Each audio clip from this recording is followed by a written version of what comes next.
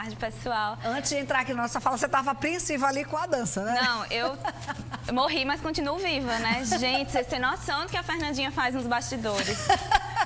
Quase morro. A Fernandinha ficou pendurada de cabeça pra baixo. Mas deu certo, não deu foi, certo. Cris? Deu vai certo. dar. Vocês vão ver o resultado. Vamos depois. torcer para que alguém um dia resista a esses momentos no intervalo. Cris, sempre que a criança nasce, primeiro, mãe de primeira viagem fica nessa, dá chupeta, não dá. Aí uma diz, dê, porque não interfere em nada, daqui até 2 anos nada acontece. Depois eu disse, olha, o meu filho nunca chupou e é dentudo. Enfim, são muitos os palpites. E as mães, muitas vezes, ficam inseguras. Oferece ou não oferece chupeta? Na sua visão, o que é que você diz? Oferece ou não? Na minha visão, não, né? Mas eu vou explicar melhor sobre isso. A chupeta, né, o uso da chupeta, que a gente considera de um hábito deletério, ou seja, é um hábito que influencia negativamente no crescimento crânio-facial, no desenvolvimento da dentição das crianças, na questão da musculatura mesmo orofacial da criança, a posição da língua, né? Então, tudo isso influencia negativamente, é um hábito deletério. O que é que vai fazer com que ele prejudique mais ou menos? Isso é a orientação geral que a gente dá. Não dê chupeta. Até porque a gente sabe que inicialmente tem a questão da confusão de bicos, né? Então, pode interferir negativamente, inclusive, na amamentação. Mas a gente sabe que mesmo com essas orientações, algumas famílias optam por dar a chupeta para as crianças. E a gente respeita, né? A gente orienta, obviamente, mas a gente respeita. E, diante disso, a gente tenta orientar para que esse impacto seja o menos negativo possível. A Cris até trouxe um vídeo pra gente que mostra os efeitos da chupeta na estrutura bucal da criança, Exatamente. né? Explica aí pra gente, Cris, o que é que a gente tá vendo aí? Exatamente. Vocês podem ver que os dentinhos eles ficam arqueados, né? O que a gente chama de mordida aberta.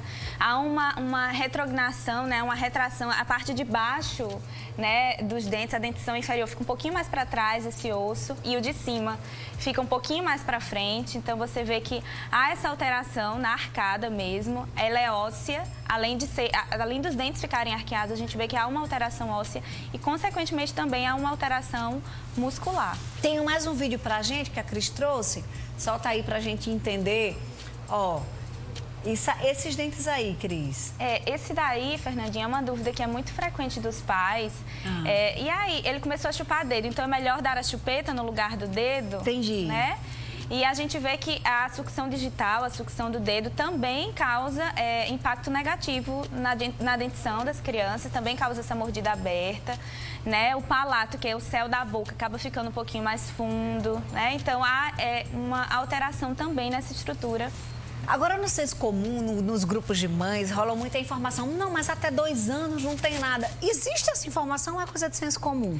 O que vai influenciar negativamente, Fernandinha, é uma tríade, né, que a gente chama. É a frequência, a intensidade e a duração. A frequência seria quantas vezes por dia essa criança usa, né? A intensidade, com que força, né, que essa criança usa, no caso a chupeta. E a duração, por quanto tempo ela usa a chupeta. Então, qual a nossa orientação, caso a família de fato opte por usar a chupeta, né? É que seja o mínimo possível, então nunca deixar a criança o dia inteiro com a chupeta, dormir a noite inteira com a chupeta, que use de forma racional, né? Naqueles momentos em que ela realmente tem uma necessidade maior de sucção, né? E que seja no máximo, que essa chupeta seja retirada até os 2 anos de idade. O limite máximo é os 2 anos de idade. Você também trouxe algo com relação aos tipos de chupeta, que também é uma outra discussão. Bico redondo, bico anatômico, enfim, tem vários tipos e a gente também fica discutindo sobre isso. Vamos ver aqui, ó, a gente tem aquele bico aqui que é mais achatadinho, né, embaixo, e um que é mais larguinho. Esse 60% mais fino e 3 vezes mais macio, ele é mais indicado ou ele é menos indicado? Ele é mais indicado, Fernandinha. Ambos, né, são bicos ortodônticos, né, porque ele tem essa base um pouco mais achatada, né? E o mais indicado realmente é esse verdinho, né? Que a gente tem uma base ainda menos achatada, porque o que é que vai acontecer? Né, o espaço de abertura entre a arcada superior e inferior vai ser menor, então, consequentemente, esse dano vai ser menor. O ideal é que não use chupeta, tá, Fernandinha? Então, assim, isso a gente não tá incentivando que as famílias ofereçam a chupeta, não.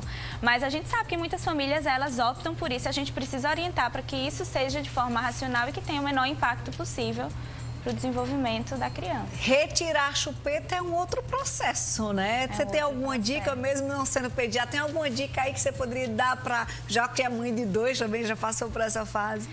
Sim, a questão da chupeta, o que a gente sabe é o seguinte, a criança que mama no seio materno, ela tem muito menos necessidade dessa sucção de um bico artificial, Sim. né? Então, a gente sabe que crianças que, porventura, não estejam em aleitamento materno podem sentir uma necessidade maior de sucção do bico, de um outro bico, né, no caso, a chupeta. A gente indica que seja tirada até os 2 anos de idade, mas a gente precisa avaliar várias questões, Fernandinho.